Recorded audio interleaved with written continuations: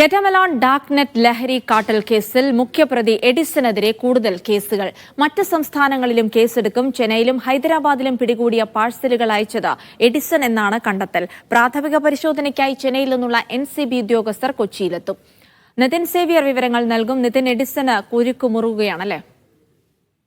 തീർച്ചയായും ജിൽസി അങ്ങനെ തന്നെയാണ് കരുതേണ്ടത്. കാരണം കഴിഞ്ഞ ദിവസമായിരുന്നു ഇവരുടെ കസ്റ്റഡി കാലാവധി അവസാനിച്ച് നിലവിൽ പ്രതികളെ റിമാൻഡ് വിട്ടിട്ടുള്ളത്. ഈ ചോദ്യം ചെയ്ത വേളയിൽ തന്നെ നിർണായകമായ പല വിവരങ്ങളും NCBക്ക് ലഭിച്ചിരുന്നു. അതിന് പിന്നാലെയാണ് ഇപ്പോൾ മറ്റു സംസ്ഥാനങ്ങളിൽ കൂടി ഇത്തരത്തിൽ എഡിസനെതിരെ കേസുകൾ വരുന്നു എന്നൊരു വാർത്ത പുറത്തു വരുന്നത്. അതായത് കഴിഞ്ഞ മാസങ്ങളിൽ ചെന്നൈയിലും ഹൈദരാബാദിലും പിടികൂടിയ ലഹരി പാർസലുകൾ അത് അയച്ചത് എഡിസനാണ് എന്ന് അവിടെയുള്ള NCB സംഘങ്ങൾ കണ്ടെത്തിയിട്ടുണ്ട്. അന്വേഷണത്തിന്റെ ഭാഗമായി അല്ലെങ്കിൽ പ്രാഥമിക പരിശോധനയുടെ ഭാഗമായി ചെന്നൈയിൽ നിന്നുള്ള NCB ഉദ്യോഗസ്ഥർ ഇന്ന് കൊച്ചിയിൽ എത്തുമെന്നാണ് നമ്മൾ മനസ്സിലാക്കുന്നത്. എഡിസനെയും കൂട്ടുപ്രതികളെയും നിലവിൽ റിമാൻഡിലുള്ള 3 പേർക്കും വേണ്ടി തിങ്കളാഴ്ച വീണ്ടും നിലവിൽ കേസ് അന്വേഷിക്കുന്ന അന്വേഷണ സംഘം കസ്റ്റഡി അപേക്ഷ കോടതിയിൽ സമർപ്പിക്കും. ഇവരെ വീണ്ടും കസ്റ്റഡിയിൽ വാങ്ങി തെളിവെടുപ്പടക്കമുള്ള കാര്യങ്ങൾ നടത്തേണ്ടതുണ്ട് എന്നാണ് NCB ഉദ്യോഗസ്ഥർ പറയുന്നത്. നിലവിൽ 2 കേസും ഒരേ അന്വേഷണ സംഘം തന്നെയാണ് അന്വേഷിക്കുന്നത്. ഇരു കേസുകളും തമ്മിൽ ബന്ധമുണ്ട് എന്ന് തന്നെയാണ് NCB കണ്ടെത്തിയിട്ടുള്ളത്. ഒപ്പം തന്നെ ഈ പ്രതികൾക്കെതിരെ